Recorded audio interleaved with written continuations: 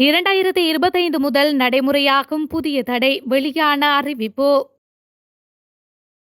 வாக்கெடுப்பின்றி நிறைவேற்றப்பட்ட அரசாங்கத்தின் இடைக்கால வரவு செலவு திட்டம். ரணில் அரசின் மதுபான உரிம வர்த்தமானி அறிவித்தலுக்கு தடை உத்தரவு. அனுர கட்சியில் ஈஸ்டர் குண்டுதாரிகளுடன் தொடர்புடையவர்கள் சஜித் தரப்பு பகிரங்கம். மின் கட்டணம் எவ்வளவு குறைக்கப்படும் இறுதி தீர்மானம் குறித்த அறிவிப்பு. தேசிய கீதத்தையும் கொடியையும் மனதார விரும்பவில்லை தமிழரசு எம்பி வெளிப்படை. 2025 ஆண்டின் முதல் 4 மாதங்களுக்கான அரசாங்கத்தின் இடைக்கால வரவு செலவு திட்டம் தொடர்பான தீர்மானம் இன்று நாடாளுமன்றில் வாக்கெடுப்பின்றி நிறைவேற்றப்பட்டுள்ளது. எதிர்வரும் 4 மாதங்களுக்கான அரசு செயற்பாடுகள் மற்றும் கடன் சேவைகளை தொடர்வதற்காக இடைக்கால வரவு செலவு திட்டம் கடந்த 3ஆம் திகதி நாடாளுமன்றத்தில் சமர்ப்பிக்கப்பட்டது. அதற்கான விவாதம் நேற்றும் இன்றும் காலை 9:30 மணி முதல் பிற்பகல் 5:30 மணி வரை நாடாளுமன்றில் நடைபெற்றது. அதன்படி இன்றைய விவாதத்தின் பின்னர் வரவு செலவு திட்ட தீர்மானம் வாக்கெடுப்பின்றி நிறைவேற்றப்பட்டுள்ளமையும் குறிப்பிடத்தக்கது. எமது நாட்டின் தேசிய கொடியையும் தேசிய கீதத்தையும் நாங்கள் மனதார விரும்பவில்லை, ஆனால் மதிப்பளிக்கின்றோம் என தமிழரசு கட்சியின் செயலாளரும் நாடாளுமன்ற உறுப்பினருமான ப. சத்தியலிங்கம் தெரிவித்துள்ளார். இன்று நாடாளுமன்றத்தில் ஆற்றிய அவரது கன்னி உரையிலேயே அவர் இவ்வாறு குறிப்பிட்டுள்ளார். இங்கு தொடர்ந்து உரையாற்றிய அவர், நாங்கள் எதிர்க்கட்சி என்ற பெயருடன் அமர்ந்துள்ளோம், ஆனாலும் அரசாங்கம் முன்னெடுக்கும் அனைத்து முற்போக்கான செயற்பாடுகளுக்கும் நாம் உங்களுடன் இருப்போம். சிறுபராயத்திலிருந்தே ஆட்சியாளர்களுக்கு எதிரான மனநிலையுடன் வளர்ந்தவர் நாங்கள். எனது தந்தை ஒரு பொதுநலவாதி, தனது வாழ்க்கை முழுவதும் தூய்மையான கம்யூனிசவாதியாக வாழ்ந்தவர். நான் அவரின் வளர்ப்பில் வந்ததால் இனமத குல வேறுபாடு எனக்கு இல்லை. ஆனால் இந்த நாட்டின் எண்ணிக்கையில் சிறுபான்மையானவர்கள் அனைத்து விதத்திலும் இந்த நாட்டின் ஏனைய மக்களுடன் சமனாக நடத்தப்படவில்லை என்ற எண்ணத்துடன் வளர்ந்தவர்கள். அதனாலேயோ என்னவோ எமது நாட்டின் தேசிய கீதத்தையும் தேசிய கொடியையும் நாங்கள் மனதார விரும்பவில்லை, ஆனால் மதிப்பளிக்கின்றோம். இந்த மனநிலை எனக்கு மட்டுமல்ல, எனது வயதை இன்னும் பல ஆயிரக்கணக்கானவர்களுக்கு உள்ளது. ஆனால் அதை வெளிப்படுத்தும் சந்தர்ப்பம் அவர்களுக்கு கிடைக்கவில்லை. இந்த நிலை ஏற்பட்டதையிட்டு பல சந்தர்ப்பங்களில் நான் மனவேதனை அடைந்துள்ளேன். இறுதியாக நாங்கள் இந்த நாட்டின் பூர்வீக குடியாக ஒரு தேசிய இனமாக எங்களின் அடையாளங்களை பேணிக் கொண்டு ஒரு பன்முகத்தன்மை உள்ள வளமான நாட்டை கட்டியெழுப்ப ஒன்றுபடுவோம் என்று அவர் மேலும் தெரிவித்துள்ளார். மதுபான விற்பனை உரிமத்துக்கான வருடாந்த கட்டணத்தை அதிகரித்து கடந்த அரசாங்கத்தினால் வெளியிடப்பட்ட வர்த்தமானி அறிவித்தலை நடைமுறைப்படுத்துவதை தடுக்கும் இடைக்கால உத்தரவை உயர்நீதிமன்றம் இன்று பிறப்பித்துள்ளது. இலங்கை மதுபான அனுமதி பத்திரம் வைத்திருப்போர் சங்கத்தினால் தாக்கல் செய்யப்பட்ட அடிப்படை உரிமை மீறல் மனுவை விசாரணைக்கு எடுத்துக்கொள்ள அனுமதி அளித்து 3 அடங்கிய உயர்நீதிமன்ற நீதிபதிகள் குழாம் இந்த உத்தரவை பிறப்பித்துள்ளது. இலங்கை மதுபான உரிமதாரர்கள் சங்கத்தினால் தாக்கல் செய்யப்பட்ட இந்த மனுவில் பிரதிவாதிகளாக நீதியமைச்சின் செயலாளர் உள்ளிட்டோர் குறிப்பிடப்பட்டுள்ளனர். வர்த்தமானி அறிவித்தல் இலக்கம் 1/2024 மதுபான அனுமதி பத்திரத்துக்கான வருடாந்த கட்டணத்தை ரூபாய் 20 மில்லியனாக உயர்த்தியதாக மனுதாரர்கள் குறிப்பிட்டுள்ளனர்.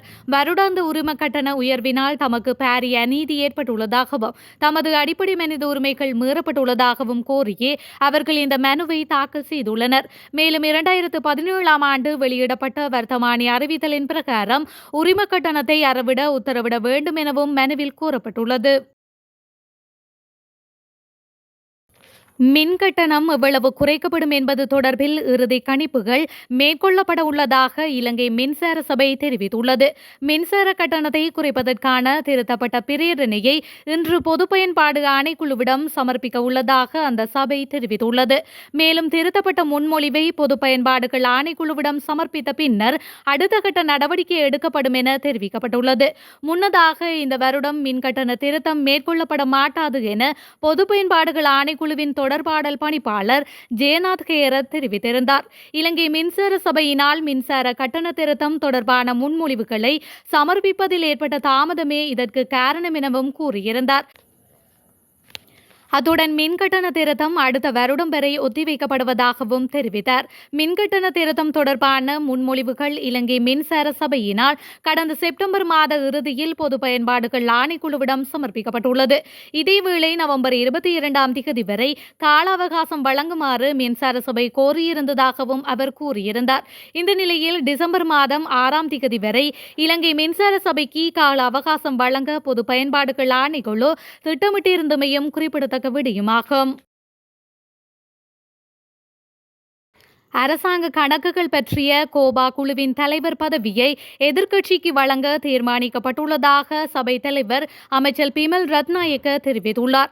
நாடாளுமன்ற விவகாரங்களுக்கான குழு அல்லது கட்சி தலைவர்கள் கூட்டம் தொடர்பில் இன்று நாடாளுமன்றத்தில் எழுப்பப்பட்ட கேள்விக்கு பதிலளிக்கும் போதே அவர் இவ்வாறு குறிப்பிட்டுள்ளார்.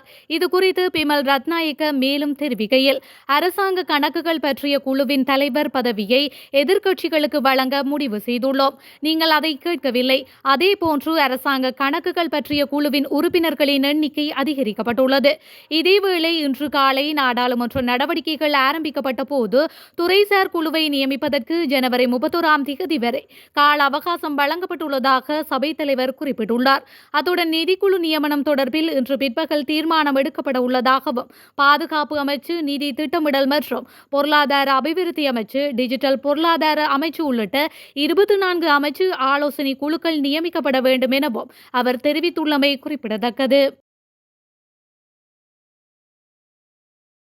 சபாநாயகர் அசோக ரன்வெல தனது கல்வி தகமை குறித்து பொய்யான தகவல்களை வெளியிட்டிருந்தால் அவர் பதவி விலக வேண்டும் என சமூக மற்றும் தொழிற்சங்க செயற்பாட்டாளர் பேராசிரியர் நிர்மால் ரஞ்சித் தேவ்ஸ்ரீ தெரிவித்துள்ளார். தனது கல்வி தகமை தொடர்பில் மெய்யான தகவல்களை வெளியிட தவறினால் அவர் பதவி விலக வேண்டும் அல்லது பதவியிலிருந்து நீக்கப்பட வேண்டும் என கோரியுள்ளார். அரசாங்கம் மக்களுக்கு அளித்த வாக்குறுதிகள் தொடர்பில் ஆழமாக சிந்திக்க வேண்டுமானால் சபாநாயகர் அசோக ரன்வெலவின் பட்டம் தொடர்பில் தேடியறிந்து பிழையான தகவல்கள் வழங்கப்பட்டிருந்தால் அவரை பதவி விலகுமாறு வலியுறுத்த வேண்டும் என தெரிவித்துள்ளார். ரன்வெல பிழை செய்திருந்தால் அதில் 2 பிழைகள் உள்ளன.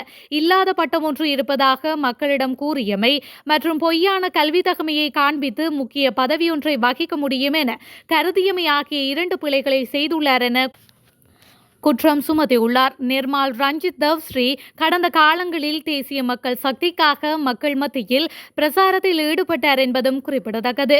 அசோக ரன்வெல தனது இளங்கலை பட்டத்தை மொரட்டுவ பல்கலைக்கழகத்திலும் கலாநிதி பட்டத்தை ஜப்பானிலும் பெற்றுக்கொண்டதாக தெரிவிக்கப்படுகின்றது.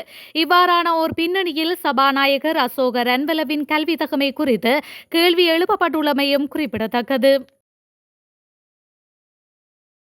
ஜனவரி 1ஆம் தேதி முதல் 12 வயதிற்குட்பட்ட சிறுவர்களை விளம்பரங்களில் பயன்படுத்துவதை தடுக்க நடவடிக்கை எடுக்கப்படும் என சுகாதார மற்றும் வெகுஜன ஊடக பிரதி அமைச்சர் ஹசங்க விஜயமுனி தெரிவித்துள்ளார். இன்றைய நாடாளுமன்ற அமர்வில் கலந்து கொண்டு கருத்து தெரிவிக்கையிலேயே அவர் இதனை குறிப்பிட்டுள்ளார். அதற்கான வர்த்தமானி அறிவிப்பை நடைமுறைப்படுத்துவதற்காக அனைத்து ஏற்பாடுகளும் செய்யப்பட்டுள்ளதாக அமைச்சர் கூறியுள்ளார். இதன்போது அவர் மேலும் கூறியதாவது, 12 வயதிற்குட்பட்ட சிறுவர்களை ஜனவரி 1ஆம் தேதி முதல் விளம்பரத்திற்கு பயன்படுத்துவதை நிறுத்துவோம். அதற்கான வர்த்தமானியை நடைமுறைப்படுத்த அனைத்து பணிகளையும் செய்துள்ளோம். ஏனெனில் கடந்த அரசாங்கங்கள் மூலம் இது 7-8 வருடங்கள் ஒத்திவைக்கப்பட்டது. கடந்த வாரம் நாங்கள் ஒரு முடிவை எடுத்தோம். இதனை நாங்கள் ஒத்திவைக்க மாட்டோம். ஜனவரி 1 முதல் நடைமுறைப்படுத்துவோம் என்று அவர் மேலும் தெரிவித்துள்ளார்.